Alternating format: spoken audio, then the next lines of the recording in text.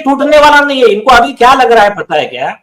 इनको लग रहा है हम पब्लिक को बेवकूफ बना सकते हैं, और अभी तक बनाते आए। क्या हुआ कि कई लोगों को, हाँ, बोलिए। हाँ, बोलिए बोलिए बोलिए। अरे कई लोगों को लॉ ही पता नहीं है, कई लोगों को ये पता ही नहीं कि ये गलत, मतलब ये जो हो रहा है ये गुनाह है, ये मतलब जज पर भी कार्रवाई कर सकते हैं। ये ऐसी कई चीजें है, तो जिसके वजह से क्या होता है, कॉमन मैन बेचारा बोलता नहीं है। कई वकील है बेचारे, जाने तो डर जाते हैं, कंटेम्प्ट है ये वो है, लेकिन ऐसा कुछ नहीं है। अभी मुझे कंटेम्प्ट का नोटिस दिया था, हमने तो आरजी अभी लगा दिया, हमने कहा कि इसमें डिस्चार्ज भी करो और वो वीडियो को रिस्टोर करो। और आपको सबसे खास बात, एक और एविडेंस मैं आपके सामने रख रहा हूं। मेरे ख्याल से जब आप गृह मंत्री जी से मिलेंगे तो आप इस बात का बहुत गंभीरता से जिक्र भी करेंगे उनसे। डीनो मौर्य एक ऐसा कैरेक्टर है जिसका न कोई फिल्म चल रहा है, कोई धंधा नहीं चल रहा, कुछ नहीं चल रहा, और वो पता नहीं कहां से उसको करोड़ों रुपया और बहुत ही लैविश लाइफ लीड कर रहा है। अब डीनो मौर्य जैसे कम से कम 1 लाख होंगे पारसी इस देश में, जो कि क्रिश्चियन इस देश में होंगे, जो कि 25 दिसंबर की क्रिसमस डे में जाने के योग्य होंगे प्रधानमंत्री आवास। अब सवाल है, क्या आप इस बात का जिक्र करेंगे अपनी बातचीत में कि डीनो मौर्य 2023-25 दिसंबर को प्रधानमंत्री के मिलन समारोह में अपनी एंट्री कैसे करवा लिया, किसने फैसिलिटेट किया? क्योंकि प्रधानमंत्री को तो पता भी नहीं है कौन है डीनो मौर्य, ये कहां से पहुंच गया वो। ये एक बहुत बड़ा एविडेंस लेकर के आप जाएंगे? क्या ये बहुत बड़ा एविडेंस है? सुनिए सुनिए सुनिए, इनकी क्या स्टाइल रहती मैं बताता हूं, रुको। ये एविडेंस बोलते, इसमें वो जो ब्यूरोक्रेट्स है, वो ब्यूरोक्रेट्स फंसेंगे इसमें, जिन्होंने अरेंज किया था प्रोग्राम। जैसा राजदीप सरदेसाई ने रिया चक्रवर्ती के सपोर्ट में नैरेटिव फैलाने के लिए कुछ अरेंज किया प्रोग्राम, इसमें झूठी बातें बोला, तो राजदीप सरदेसाई को आरोपी बनाया अपन, या आदित्य ठाकरे को उसने ये करने का ट्राई किया। तो ऐसा ही हम ये जितने ब्यूरोक्रेट्स है, सीनियर पुलिस अधिकारी है, सीबीआई के अधिकारी है, ये जब रैकेट खुलेगा ना, फिर एक एक करके फिर सब, लेकिन इतना कि काउंटडाउन स्टार्ट हो गया है उनका। अभी मैं आपको दूसरा एक अलग विषय बोलता हूं, सुनिए। 2 चीजें ख्याल में रखिए। इनका एक स्टाइल रहता है कि अभी इन्वेस्टिगेशन स्टार्ट हो रहा है, सपोज डीनो मौर्य, तो डीनो मौर्य के लोग क्या करेंगे, पुलिस वाले तो अब तक जो खाते हैं उनसे वही उनको आइडिया देते हैं। तुम एक काम करना, या तो उनके थ्रू उनके साथ में फोटो निकाल लेना, या उनके साथ में एक प्रोग्राम अरेंज कर लेना, करोड़ों रुपए खर्चा हुए तो चलेगा, फिर हमको बोलने को तो अरे वो सरकार का आदमी है, उस पर कार्रवाई नहीं कर सकते। ये कौन? ये करप्ट पुलिस वाले ही आइडिया देते हैं उनको। ये चाहे एखादा करप्ट सीबीआई का अधिकारी होगा, जैसा अनिल देशमुख के केस में सीबीआई के अधिकारी अरेस्ट हुए थे।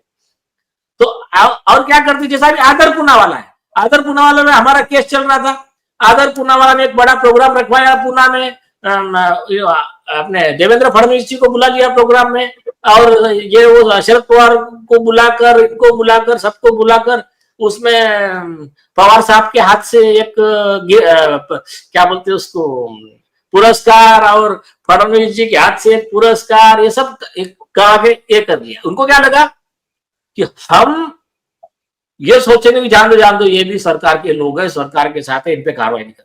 अरे भाई, ये तुम्हारी टेक्निक पुरानी हो गई, ये काम नहीं आने वाली।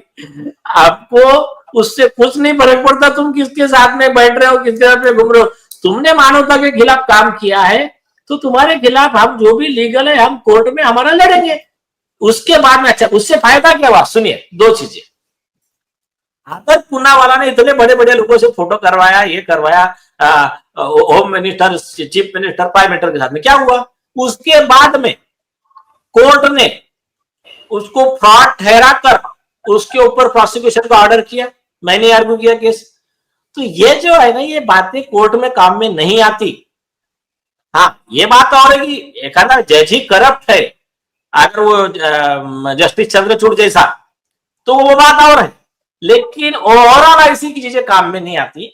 और जब जनता जागरूक रहती है तब ये इनका करप्शन वगैरह सब जुडिशरी का भी कम हो जाता है। इसके भी उदाहरण है। अभी एक उसका मैं एग्जांपल बताता हूँ। एक खुद जस्टिस चंद्रचूड़ का जजमेंट है, sun is the best disinfectant. Sunlight is the best disinfectant. उन्होंने कहा कि जब ओपन कोर्ट रहेगा, ट्रांसपेरेंसी रहेगी, तो करप्शन कम होगा। ये उनका ही जजमेंट है। ठीक है, उसको बाजू में रखिए। एक चीज मैं आपको बताता हूँ। नहीं, एक एक मैं अभी एक बहुत इंपॉर्टेंट बात मैं अभी आपसे शेयर कर रहा हूं, और मुझे लगता है कि देश की जनता और आज का ये जो शो है उसका सबसे इंपॉर्टेंट पक्ष है। कुछ बात जब आपकी मुलाकात होगी अमित शाह जी से, तो मैं समझता हूं कि ये बहुत गंभीर मुलाकात होने वाली है, क्योंकि आप कह रहे हैं कि ये एंटी नेशनल गतिविधि में कुछ लोग शामिल हैं जो हमारे देश के लिए खतरनाक हो सकते हैं और हमारे देश की सुरक्षा खतरे में है। अब उस आलोक में मैं आपके सामने 3-4 कोइंसिडेंस रख रहा हूं जिसका मेरे ख्याल से आपको जिक्र जरूर करना चाहिए। पहला जिक्र कि ये जो एसआईटी का गठन हुआ, वो 12 महीने तक एसआईटी के ऑफिसर का नाम अनाउंसमेंट नहीं होता है। क्यों नहीं होता है? कहां से कौन मैनेज कर रहा है? जाहिर है कोई ना कोई ऑफिसर सरकार को गुमराह कर रहा है, नेता को गुमराह कर रहा है। नेता के पास अपने एंगेजमेंट है, ये मैं समझ सकता हूं। वो ध्यान नहीं दे पाते हैं, उनको लगता है कि एक मर्डर 2 मर्डर है तो कोई खास बात नहीं, कुछ और देख लेते हैं। ये डिले हुआ और अब वो 2 साल हो गया। दूसरा एविडेंस हो रहा है, जब आप एफआईआर दर्ज करने जा रहे हैं, सतीश सालियान खुद आपके साथ जा रहे हैं, फिर भी एफआईआर दर्ज नहीं हो रहा है। उस दौरान 2023 का एक एविडेंस जब डीनो मौर्या वहां पहुंचता है, और अभी आपने कहा कि वो ऑफिसर, वो इंटेलिजेंस के लोग, तहकीकात करना पड़ेगा कि ये कैसे पहुंचा। और चौथा एक कोइंसिडेंस देखिए कि नवंबर में रिया चक्रवर्ती के बॉयफ्रेंड, घोषित बॉयफ्रेंड, जो बडिंग बिलियनेयर है, उनका एक पॉडकास्ट होता है प्रधानमंत्री के साथ, और फिर वो पॉडकास्ट हर जगह चलता है। और उसके बाद से ही ये क्वैश करने के लिए, रिया चक्रवर्ती के नोटिस को, लुकआउट नोटिस को क्वैश करने के लिए पूरा कहानी शुरू हो जाता है। दिसंबर में क्वैश किया भी जाता है, वो दुबई भी जाती है। फिर मार्च में जब आपने एक बहुत जबरदस्त एविडेंस किया और इस पूरे केस को पटाक्षेप कर दिया दिशा के एविडेंस को ला करके, जब यह मामला और तूल पकड़ता है, पूरी मीडिया इस पर टूट पड़ती है, पूरा देश आपको देखने लगता है, उस बीच में यकायक सीबीआई का क्लोजर रिपोर्ट आ जाता है। तो ये सब क्या कोइंसिडेंस है? ये टोटल कोइंसिडेंस है। क्या है, जब इसकी इंक्वायरी होगी, इन्वेस्टिगेशन होगा ना। अभी मैं बहुत कम चीजें बता रहा हूं, मैं सिर्फ आप लोगों को सिर्फ मैं शॉर्ट में बताता हूं। हमको लड़ाई जीतनी है लड़ने के लिए, और हमको किस लिए जीतनी है? हम खुद और हमारी आने वाली नेक्स्ट जनरेशन, इसको हम एक अच्छा देश देकर जाए। और हम इस पृथ्वी पर आए हैं, इस समाज को, देश को हम जो देना बनते हैं, जो हमारा कर्तव्य है, हम कर्तव्य पूरा करके जाए। तेरा वैभव अमर रहे, ये भारत मां, हम दिन 4 रहे ना रहे। तो ये हमारे लाइफ का प्रिंसिपल है, इसी पे काम करना है। अब सामने वाले क्या चाहते हैं? वो जो सिलेक्टेड ग्रुप है उन लोगों का, जो मल्टी बिलियनर्स है, पावर में है, जो भी पूरे मिलकर 10,000 भी नहीं होंगे, जो भी एक सिलेक्टेड है, वो ये 150 करोड़ पे राज कर रहे। तो उसमें से जो निगेटिव मानसिकता के है, और वो जो पूरा इंटरनेशनल कार्टेल है इनका, तो इनकी सोच क्या है? ये इनका सारा खेल नैरेटिव का है।